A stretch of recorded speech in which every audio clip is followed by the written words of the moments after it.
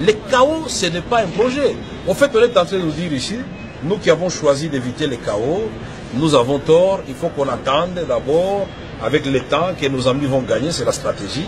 Ils vont faire semblant d'écouter les évêques et ils vont faire plusieurs tours à l'imiter, va-et-vient, jusqu'au moment où on va arriver au 19 et le chaos va sonner à la porte de la République démocratique du Congo. Nous avons suivi et nous avons lu dans le Guardian l'interview du président Tshisekedi. Laissez-moi vous dire que je suis tout simplement effarouché. C'est inacceptable quand il dit le 19, Kabila peut tuer 1 million, 3 millions, 7 millions de Congolais, mais il ne tuera pas 70 millions de Congolais. Mais quel est ce leader politique qui peut prophétiser la mort de 3 millions de ses compatriotes et nous allons gouverner les morts? Non, moi j'ai dit il n'y aura pas de morts. Parce que nous avons tout fait, nous qui sommes partis à la cité de l'Union africaine, pour éviter ce chaos-là. Alors, nous rendrons responsables ceux qui pensent que pour accéder au pouvoir, il faut d'abord qu'il y ait 1 million de morts de Congolais ou 2 millions de Congolais. N'ayons pas peur. S'il y a un danger qui guette la République, et que nous tous, nous soyons tués pendant longtemps, nous serons comptables des dégâts. Nous disons que cette révision, si elle passe, elle doit passer sur les cadavres des Congolais. Mais quel est ce leader politique qui peut prophétiser la mort de 3 millions de ses compatriotes? Nous disons que cette révision, si elle passe, elle doit passer sur les cadavres des Congolais.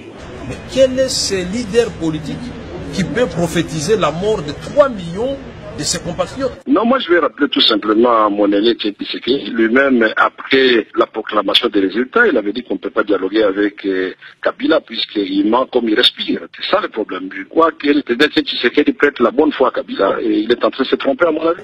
Nous disons que cette révision, si elle passe, elle doit passer sur les cadavres des Congolais. Mais quel est ce leader politique qui peut prophétiser la mort de 3 millions de ses compatriotes? Non, pour le moment, nous sommes déterminés à affronter les forces de l'ordre, à affronter Kabila. Et donc, nous allons demander aux Kinoises et Kinois, au peuple congolais de chasser la peur.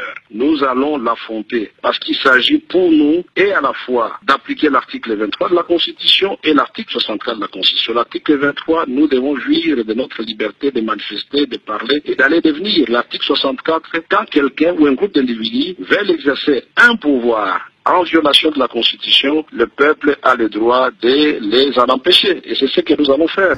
Mais quel est ce leader politique qui peut prophétiser la mort de 3 millions de ses compatriotes? Nous disons que cette révision, si elle passe, elle doit passer sur les cadavres des Congolais.